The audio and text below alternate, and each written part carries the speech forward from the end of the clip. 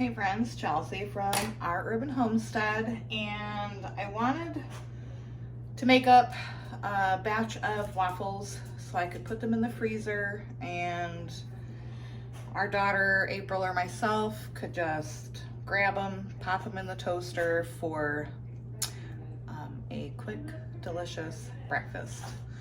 But I'm almost out of my Bisquick mix, so I thought I would show you how I make that. In my food processor, I have 6 cups of flour. Last time I used my KitchenAid, so if you don't have a food processor, you can easily do it with either a stand mixer or a hand mixer. So 6 cups of flour, 3 tablespoons of baking powder, and 1 tablespoon of salt. And I'm just gonna give this a quick couple pulses to combine. All right, so we've got that combined. I've got 1 cup of shortening here. You can use tallow or lard if that's what you have, but I have vegetable shortening, so that's what I'm gonna use. And you kind of want to chunk this up. You don't want to just throw this whole 1 cup of shortening in there. It's not going to be good. Just little bits like that.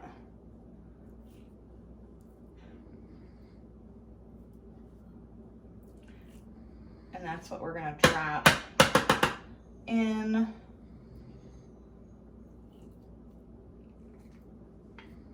So once I have this all chunked up, I'll be right back. All right, so our mix is like the consistency of wet sand. So if you clump it,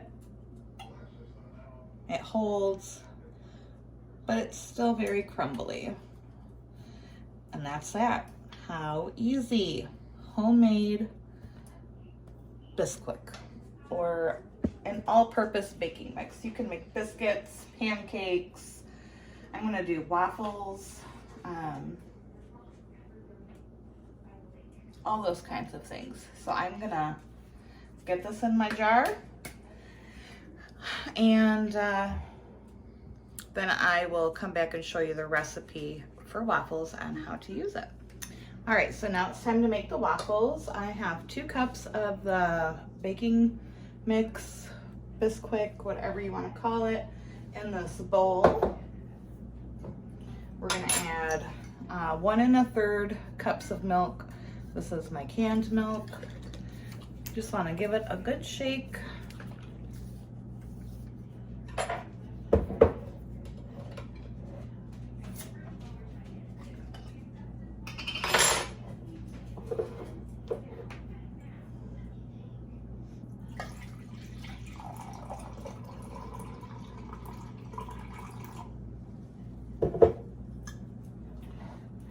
One and 1/3 cups,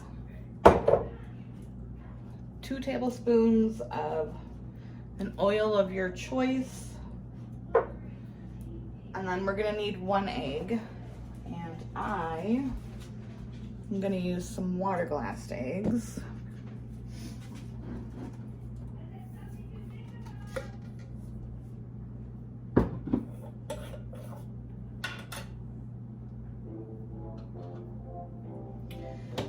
Water glass eggs, it's very important to rinse all of that lime off.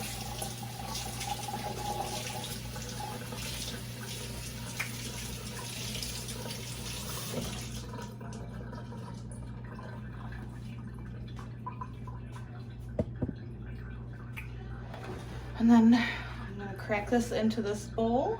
It's also important to smell your egg. You don't want to use a rotten egg.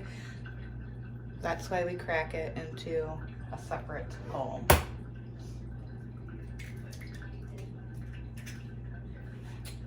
Looks good. Smells perfect.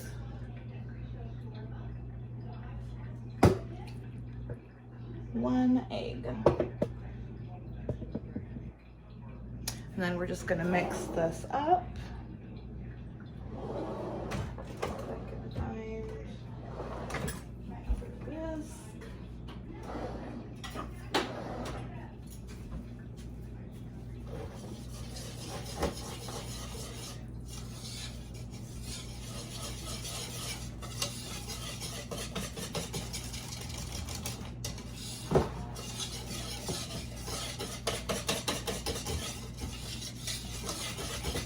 You don't want to whisk it like crazily. You just want to whisk it until everything is combined, and that looks perfect. I'm going to do 2 batches. I'm just going to do 1 batch at a time. I already have my waffle maker.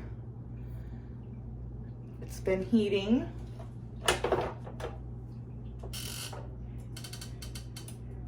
Just gonna turn it up a bit because I did have it turned down.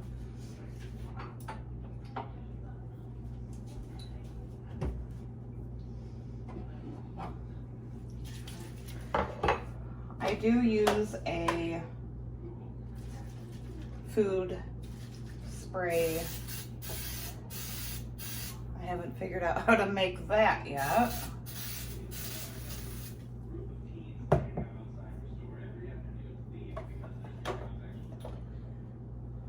I'm going to close that till the little light comes on. I'm going to start with about 1/4 cup into the waffle maker, and I'll see how that does because I can't remember the exact measurements for this waffle maker. So I'll show you when one of them's done. So I forgot with this waffle maker, you don't want to spray it because it's already non-stick, and then it won't get that golden brown and crispy texture. This was the first one, and it's pretty flaccid. No one likes a flaccid waffle or flaccid anything else for that matter. Wow. So now we have a beautiful crispy golden brown waffle. So I'm just gonna keep on making waffles.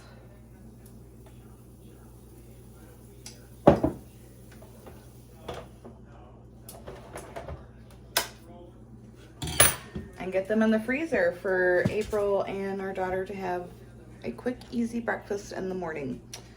I hope you enjoyed this video.